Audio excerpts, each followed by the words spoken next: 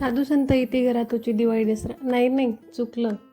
लेकी येते घरातोची दिवाळी दसरा. तर माहेर गेल्यानंतर माहेरची शिदोरी आणि भरलेली ओठीच प्रत्येकीला आठवते. प्रत्येकाच्या माहेराचा रस्ता इतका सुंदर नसेल, पण प्रत्येकीला इतका सुंदर रस्ता वाटतो आपल्या माहेरचा.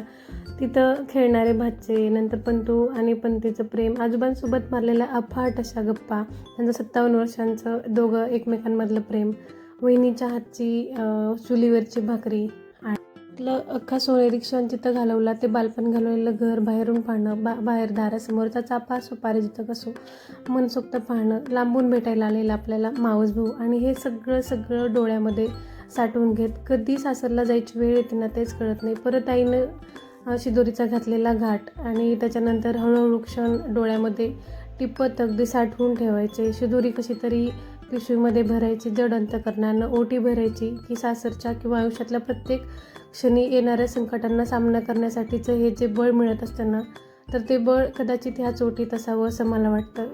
त्यावेळेस घेतलेला आशीर्वाद, नकळत हास्य आणि थोडंसं डोळ्यात पाणी. पुढच्या प्रवासाला सुरुवात. तर असा होता तो दिवस. चला भेटू आपण पुढच्या नेक्स्ट ब्लॉगमध्ये. तोपर्यंत बाय.